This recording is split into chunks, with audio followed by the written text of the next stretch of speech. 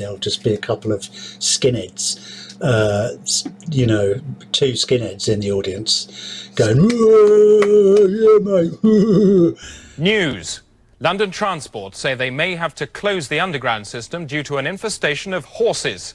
A report described the conditions in the equine plague as like an abattoir in a power cut. Special staff who had to patrol the darkened tunnels every day and kill the horses with hammers.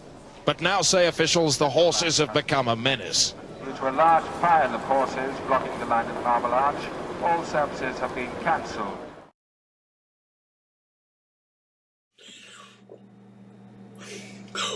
What's up, YouTube? Hello. So, Roy Chubby Brown, number 3, from what is it? It's 80s comedian, comedy, classic 80s comedy. Roy Chubby Brown.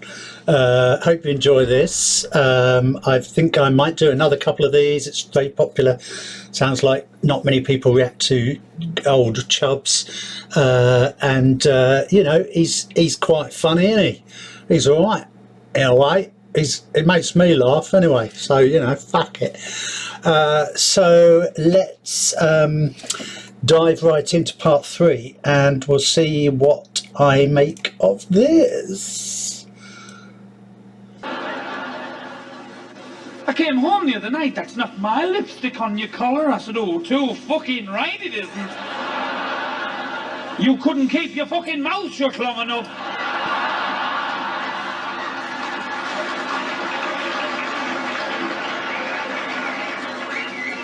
She said to me yesterday morning, there's a fella at the door selling some new shoes. They're only £20. Real skin. I said, aye, my ass is real skin, but it's got a fucking hole in it.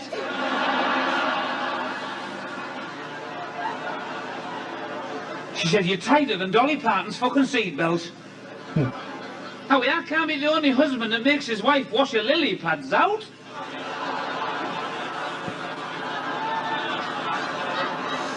She called me tight, and we've just been to Mallorca. Cost me a fucking fortune.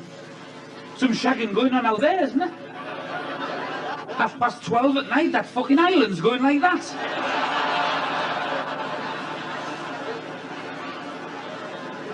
I don't know why we go to Spain, because they can't cook, can they? I got the fucking runs again. I could have shit through the cap in Sister Teresa's fucking legs.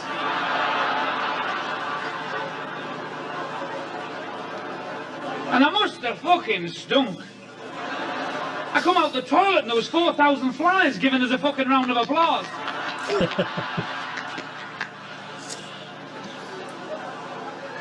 Apparently you have to buy the water. I sent it to the shop, come back with 30 bottles. I said, you silly cow. We're only here a week. She said, I want a fucking bath.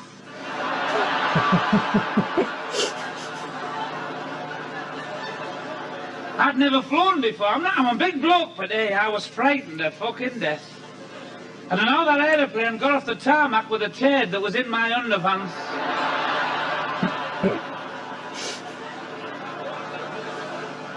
I read the instructions. It said, in case of an emergency, get as far forward in your seat as you possibly can. Get your legs up to your chest and get your arms round your legs and get your head between your knees and kiss your bollocks fucking tata.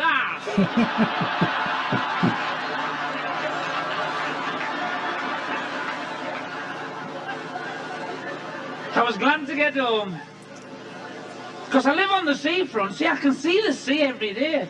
The wife said to me the other night, will you come to bed? I said, that lighthouse is getting on my fucking nerves. On, off, on, off. She said, you'd blink if you had crabs on your rocks.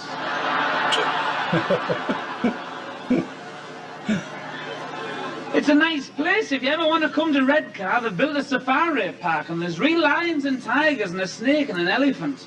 It's £2 long as you stay in your car. Unless you're a Pakistani, you get a free fucking bike.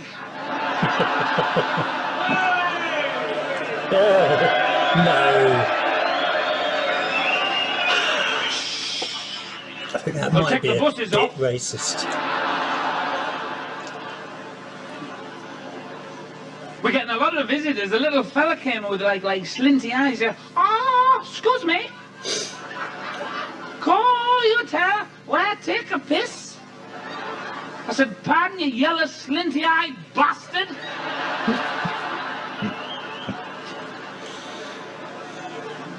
That wasn't you racist. tell us where I take a piss?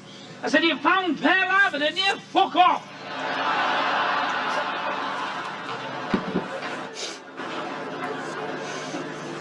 An American came over, he said, "Hey, guy." I thought, fuck me, it's not bonfire night, is it? He said, "Where's all the broads round here?" I said, "Oh, not round here. You want a bus to Norfolk?" I live in a fucking rough area. I don't make any bones about it. I went down the pet shop yesterday and the lad jumped out with a knife. He went, oh, fat cunt. Must have been a local lad. The knife still had fucking butter on it.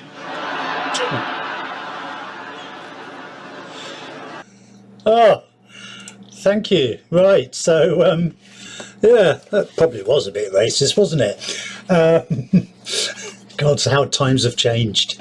Incredible.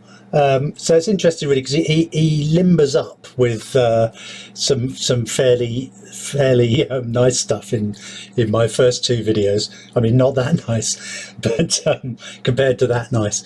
And then he sort of launches into the overtly racist sort of stuff.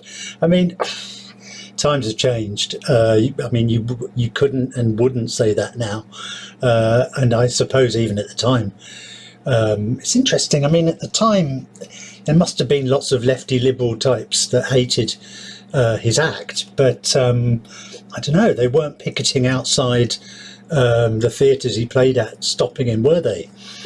So it's very interesting how everything's completely changed now. I mean, I still think freedom of speech.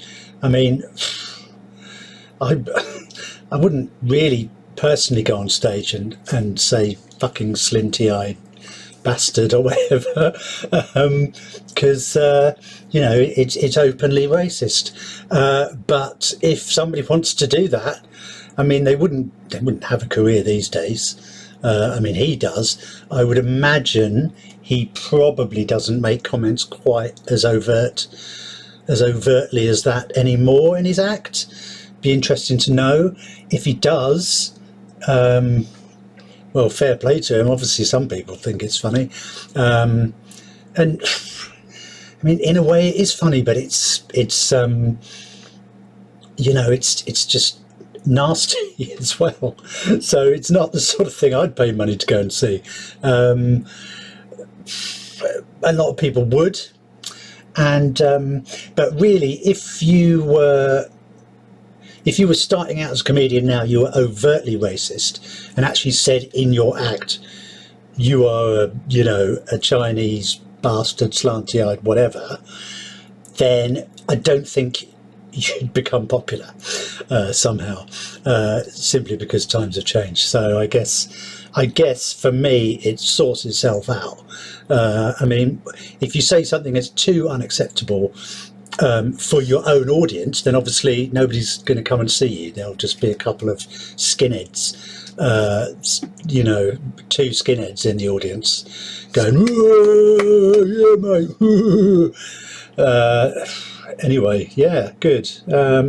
Funny, shocking. There you go. That's Roy Chubby bound for you. I'll do a couple more. Let's see what other shenanigans he can get up to.